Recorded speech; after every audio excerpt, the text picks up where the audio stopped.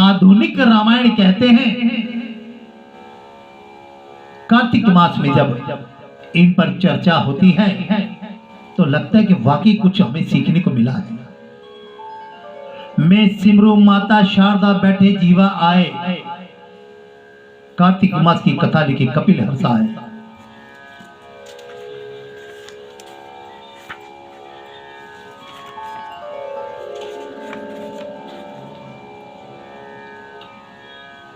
नेमिशरण तीर्थ में सूजी महाराज 88,000 स्वर्गनादी ऋषियों के से बोले, अब मैं आपको कार्तिक मास की विस्तार से कथा सुनाता हूँ, जिसे सुनकर मनुष्य सब प्रकार के पापों से छूटकर अंत समय में बैकुंठ को प्राप्त होता है।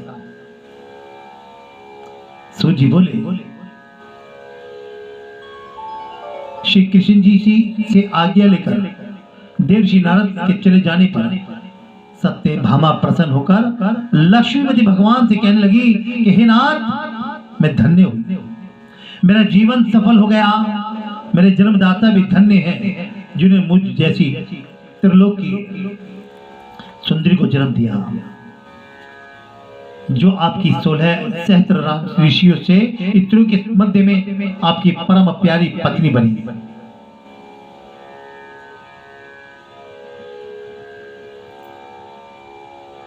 मैंने विकल्प वृक्ष आदि पुरुष आपके साथ साथ नारद जी को विधि पूर्वक दान में दिया।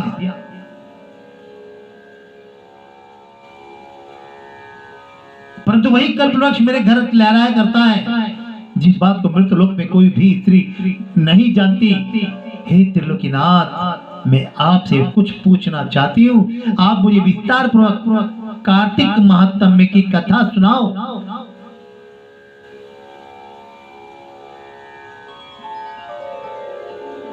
आप मुझसे विमुख ना हो।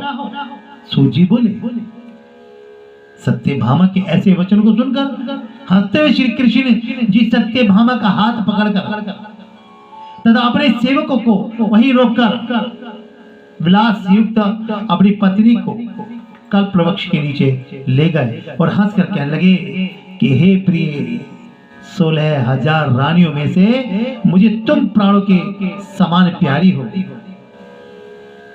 तुम्हारे लिए मैंने इंद्र से तथा देवताओं से भी विरोध किया था। हे कांते, जो बात तुमने मुझसे पूछी है उन अद्भुत बातों को सुनो। सूजी बोले, एक दिन भी कृष्ण भगवान ने सत्यभामा की प्रिय कामना के लिए गरुड़ पर सवार होकर इंद्रलोक जाकर कल्प वृक्ष मांगा। तब इंद्र के मना कर देने पर गरुड़ का इंद्र से घोर युद्ध हुआ और गोलोक में गरुड़ जी ने गौ से युद्ध किया और गरुड़ की चोट से उनके कान और पूंछ कटकर गिर पड़े। उनके रुधिर से 3 वस्तु उत्पन्न हुई, कान से तंबाकू, पूंछ से गोभी और खून से मेहंदी। इन तीनों के प्रयोग करने से मोक्ष की प्राप्ति नहीं होती। इन तीनों के प्रयोग से मोक्ष की प्राप्ति नहीं होती। तब गौ ने भी क्रोध में भरकर गरुड़ को मारा और जिससे उसके 3 पंख टूटकर गिर पड़े। इनके पहले पंख से नीलकंठ, दूसरे से मोर और तीसरे से चकवा चकवी उत्पन्न हुए और बहुत कम देखने को मिलते हैं। अगर मेहंदी भी लगाओ तो ज्यादा दिन हाथ में नहीं टिकती। और तंबाकू भी ज्यादा सेवन नहीं किया जाता। और गोभी के अंदर भी कीड़ा और गोभी की बेल में भी कीड़ा चिपटा होता है। ये समझने वाली बात है।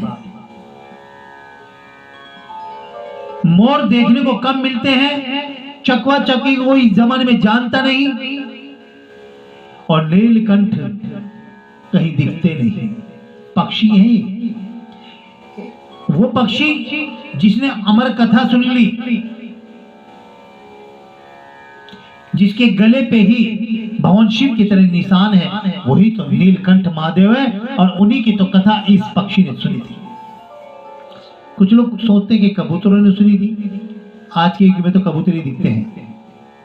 कुछ लोग सोचते तोते ने सुनी थी, अगर तोता सुनता तो टर टर नहीं बोलता, कोयल सुनती तो कू नहीं करती। ये तो नीलकंठ ही था जो पक्षी, जो सोता भी था तो जागता भी था तो बोलता भी था। इस तरीके से उसकी आवाज आती थी। हे प्रिय, इनके दर्शन मात्र से ही शुभ फल मिलता है, तभी तो नीलकंठ को देखने जाते हैं सब लोग।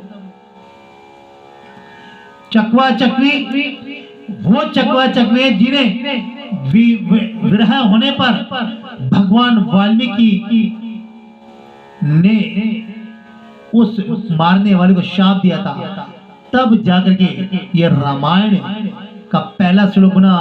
मां निषादम प्रतिष्ठा त्वगमा शाश्वती समा यत्ते कृष्णा तीक्ष्णो देखमवधि काम महितमा। ये मंत्र जिससे 24,000 श्लोक पैदा हो गए और वो रामायण और ये कार्तिक मास प्रारंभ हो गया। महर्षि वाल्मीकि प्रकटोत्सव आता है, उसी के दूसरे दिन से नहाओ, गुरु ज्ञान की गंगा में नहा के कार्तिक में बैठो, बड़ी उत्तम बात है।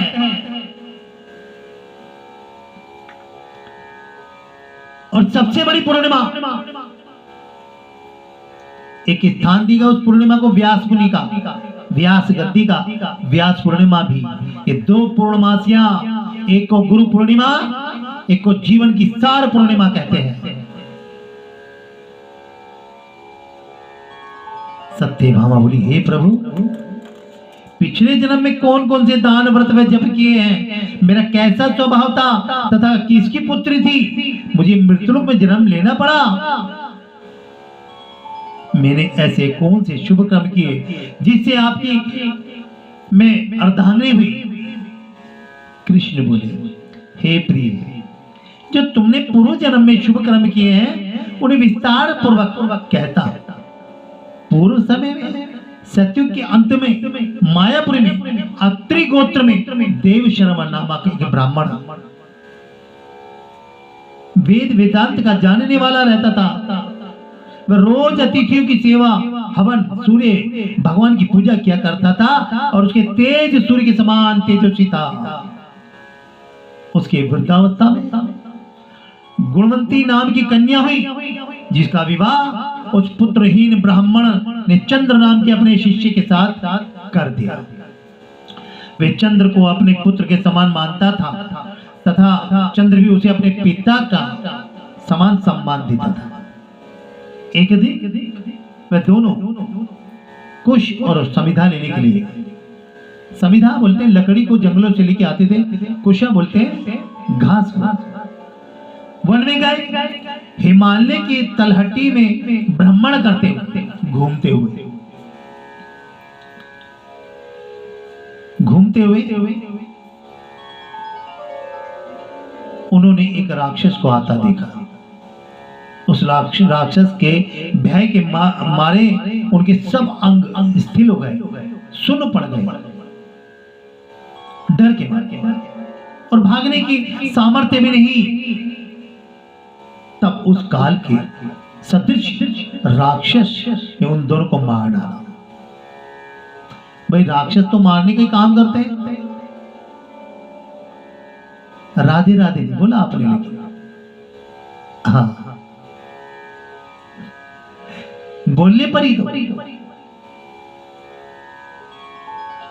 अच्छा, परेशान करना नहीं चाहते कि कथा अच्छी है, ज्ञान की बातें हो रही है। चलिए बोली राधे राधे, हरे कृष्ण मुरारी, श्री बाके बिहारी लाल की जय। उस काल के सदिश दोनों मर गए। उनके धर्मात्मा होने के कारण मेरे पार्षद उनको मेरे पास लेकर गया बैकुंठ, क्योंकि उन्होंने आजीवन सूर्य भगवान की पूजा की थी। उस कर्म से मैं दोनों पर अति प्रसन्न हुआ। शिव, सूर्य, गणेश जी व देवी, इन सब देवता की पूजा करने वाले सब स्वर्ग को प्राप्त होते हैं। मैं एक होता हुआ भी काल और कर्मों के भेद से 5 प्रकार का होता हूं। जैसे एक देवदत्त पिता भ्राता, एक देवदत्त पिता भ्राता आदि नामों से बोला जाता है। वह दोनों विमान पर चढ़े, सूर्य के समान तेजस्वी, रूपवान, चंदन और माल के धारण किए हुए मेरे भवन में आए तो दिव्य भोग भोगने लगे। दिव्य भोग। बोली राधे राधे। हरे कृष्ण मुरारी श्री बांके बिहारी लाल की जय। इसी प्रकार की कथाएं आएंगी और इन्हीं कथाओं से हमें जीवन का मार्ग प्राप्त होता है। क्या करना है, क्या नहीं करना।